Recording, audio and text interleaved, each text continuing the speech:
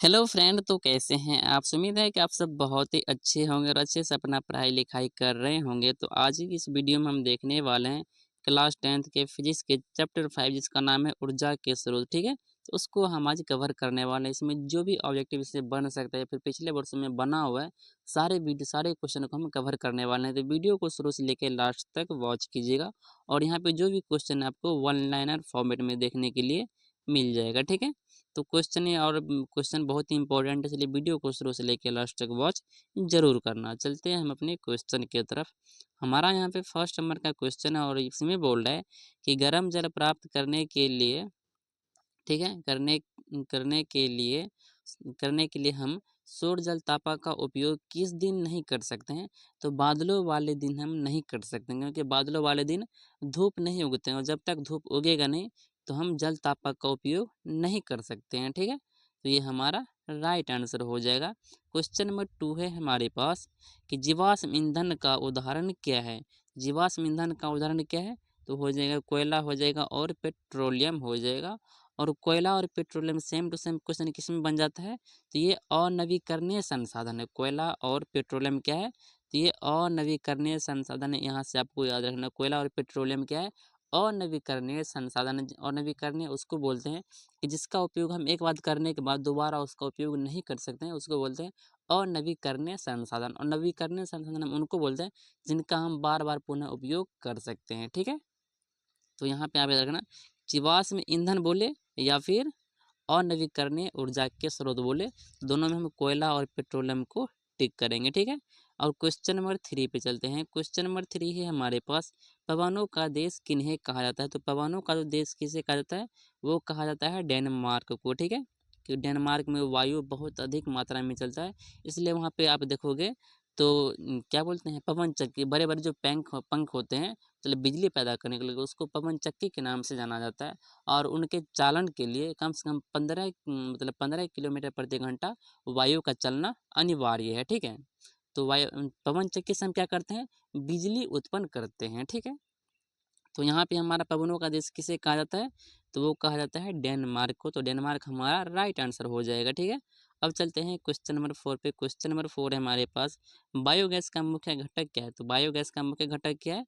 तो वो हो जाएगा हमारा मीथेन। इनका फॉर्मूला भी आपको याद रखना है, क्या है फॉर्मूला? CH4, ठीक है? ऑब्जेक्टिव में फॉर्मूला दे सकता है या फिर उसका नाम भी लिख सकता है, तो दोनों आपको ध्यान में रखना पड़ेगा। क्वेश्चन नंबर 5 है हमारे पास, सौर सेल बनाने के लिए किसका उपयोग किया जाता है? तो सौर सेल बनाने में सिलिकॉन का उपयोग किया जाता है। तो सिलिकॉन हमारा क्या हो जाएगा, यहाँ पे राइट आंसर हो जाएगा। और मोबाइल में जो सिम लगा हुआ रहता है, सिम बनाने के लिए भी सिलिकॉन का उपयोग किया जाता है, ठीक है? क्वेश्चन नंबर 6 है हमारे पास, ग्लोबल वार्मिंग के लिए उत्तरदायी कौन सा गैस है? पिछले वीडियो में भी हमने कवर करवाया था, तो वो हमारे लिए क्या है? तो CO2 मतलब कार्बन डाइऑक्साइड, ठीक है? और कार्बन डाइऑक्साइड हमारा राइट आंसर हो जाएगा। क्वेश्चन नंबर 27 नहीं, 7 पे चलते हैं। क्वेश्चन नंबर 7 है हमारे पास, सौर कुकर में कौन सा दर्पण सबसे अधिक प्रयुक्त होता है? तो कौन सा दर्पण सबसे अधिक प्रयुक्त होता है? तो वो होता है अवतल दर्पण। तो अवतल दर्पण हमारा यहाँ पे क्या हो जाएगा? राइट आंसर हो जाएगा। क्वेश्चन नंबर 8 है हमारे पास, बोल रहा है कि पवन चक्की चलने के लिए पवन की न्यूनतम चाल कितनी होनी चाहिए? तो आपको बोले थे कि 15 किलोमीटर प्रति आवर चलना इसका अनिवार्य है, ठीक है? तो न्यूनतम वेग, न्यूनतम चाल इसका कितना है? तो 15 किलोमीटर प्रति घंटा। तो यहाँ पे हमारा ये राइट आंसर हो जाएगा। क्वेश्चन नंबर 9 पे चलते हैं। क्वेश्चन नंबर 9 हमारे पास, नाभिकीय ऊर्जा प्राप्त करने हेतु आवश्यक तत्व, नाभिकीय ऊर्जा प्राप्त करने के लिए आवश्यक तत्व क्या है, वही आपसे पूछा गया है। तो अनावश्यक तत्व क्या है उसमें? यूरेनियम, ठीक है? बिना यूरेनियम का आप नाभिकीय ऊर्जा प्राप्त नहीं कर सकते हो, ठीक है? क्वेश्चन नंबर 10 है हमारे पास, ऊर्जा का सबसे बड़ा और प्रत्यक्ष स्रोत क्या है? तो वो हो जाता है हमारा सूर्य, ठीक है? तो सूर्य हमारा क्या हो जाएगा? एकदम राइट आंसर हो जाएगा। क्वेश्चन नंबर 11 पे चलते हैं। 11 का क्वेश्चन है हमारे पास कि सौर पैनलों में किसका उपयोग किया जाता है? तो सौर सेलों का उपयोग किया जाता है, ठीक है? तो सौर सेलों हमारा क्या हो जाएगा? राइट आंसर हो जाएगा। क्वेश्चन नंबर 12 है हमारे पास, जल विद्युत संयंत्र किस ऊर्जा को विद्युत ऊर्जा में बदलता है? तो स्थितिज ऊर्जा को विद्युत ऊर्जा में बदलता है। और हम बात करें मोटर का, तो वो विद्युत ऊर्जा को यांत्रिक ऊर्जा में चेंज करता है। और बात करें हम डायनमो को, तो वो क्या करता है? तो वो यांत्रिक ऊर्जा को विद्युत ऊर्जा में रूपांतरित करता है। तीनों को आपको याद रख लेना है, ठीक है। तीनों क्वेश्चन में पूछा जाता है घुमा घुमा के, तो तीनों को आपको याद रखना है। अब चलते हैं क्वेश्चन नंबर 13 पे। क्वेश्चन नंबर 13 है हमारे पास, ये टिहरी बांध किस नदी पे है? तो टिहरी बांध जो है किस नदी पे है?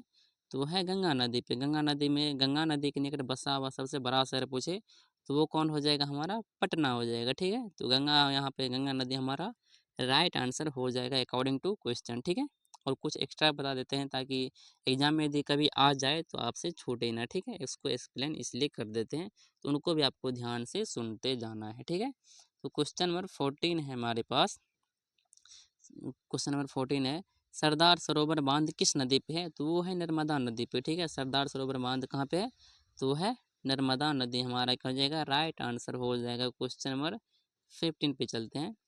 तो क्वेश्चन नंबर 15 है हमारे पास, प्रकृति गैस का मुख्य घटक बोले या फिर अवयव बोले, वो क्या है? तो वो है मीथेन। आपको ऊपर बताया था कि मीथेन का फॉर्मूला क्या होता है। मीथेन का फॉर्मूला होता है CH4, ठीक है। अब क्वेश्चन नंबर 26 नहीं, क्वेश्चन नंबर 16 है हमारे पास, अनवीकरणीय ऊर्जा का उदाहरण क्या है? तो अनवीकरणीय ऊर्जा किसे कहते हैं? जिसको हम पुनः से प्राप्त नहीं कर सकते, जैसे कि कोयला हो जाएगा और पेट्रोलियम हो जाएगा। तो यहाँ पे कोयला दिया हुआ है, तो कोई बात नहीं, हम कोयला को टिक करेंगे। और पेट्रोलियम भी ऑप्शन में देता है तो हम कोयला और पेट्रोलियम दोनों को चूज करते हैं, ठीक है। तो अब चलते हैं क्वेश्चन नंबर 17 पे। क्वेश्चन नंबर 17 है हमारे पास, नवीकरणीय ऊर्जा का उदाहरण क्या है? तो नवीकरणीय ऊर्जा का उदाहरण आपको बताना बताना यहाँ पे। तो सौर ऊर्जा क्या है? ये नवीकरणीय ऊर्जा है, ठीक है। ये कभी समाप्त होने वाला नहीं है। तो अब है क्वेश्चन नंबर हमारा 18 कि नरोरा नाभिकीय विद्युत संयंत्र किस राज्य में है? तो कहाँ है? वो है यूपी में, जो कि बिहार के निकट बसा हुआ। यूपी को हम सॉरी शॉर्ट में यूपी बोलते हैं, उसको हिंदी में बोलते हैं उत्तर प्रदेश, ठीक है। और अंग्रेजी में भी उत्तर प्रदेश से बोलते हैं, शॉर्ट में हम उनको उत्तर प्रदेश को यूपी बोलते हैं, ठीक है। तो क्वेश्चन नंबर 29 पे चलते हैं। 29 का क्वेश्चन है हमारे पास, कार्य करने की क्षमता को क्या कहते हैं? तो उनको हम ऊर्जा कहते हैं, ठीक है। ये क्वेश्चन इंपॉर्टेंट है, तो कंपटीशन एग्जाम में भी पूछा जाता है, इनको आप ध्यान में रखना। क्वेश्चन नंबर 20 है हमारे पास, तारापुर नाभिकीय विद्युत संयंत्र कहाँ स्थित है? तो ये है महाराष्ट्र में। कहाँ है? महाराष्ट्र में स्थित है। तो हमारा यहाँ पे महाराष्ट्र राइट आंसर हो जाएगा। क्वेश्चन नंबर 21 पे चलते हैं।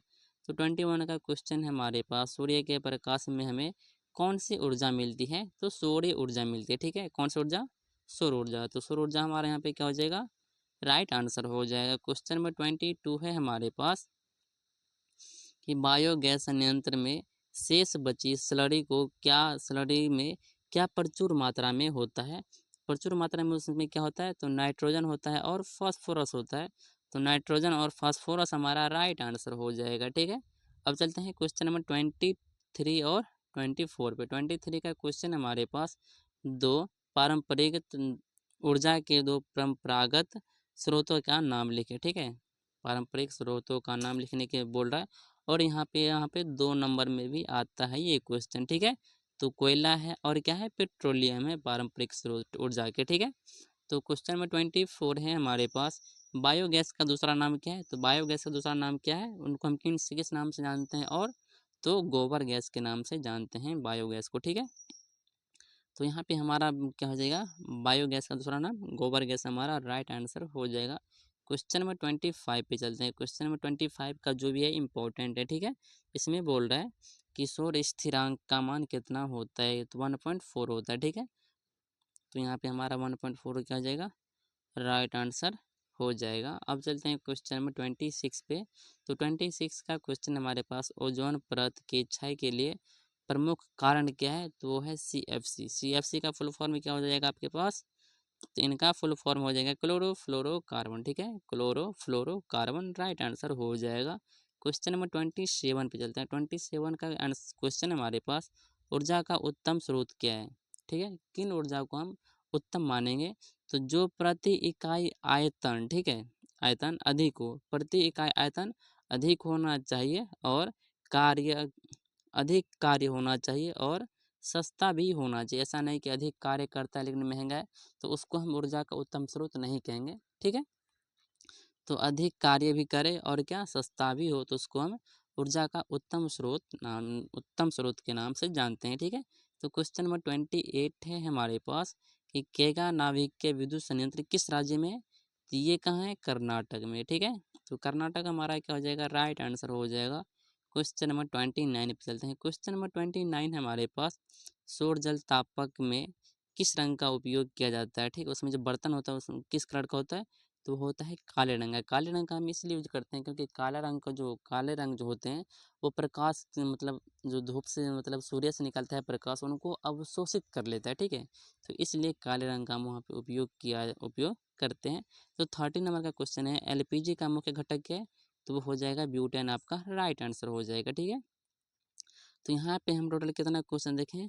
30 क्वेश्चन देखें, जो कि सारे के सारे इंपॉर्टेंट क्वेश्चन है।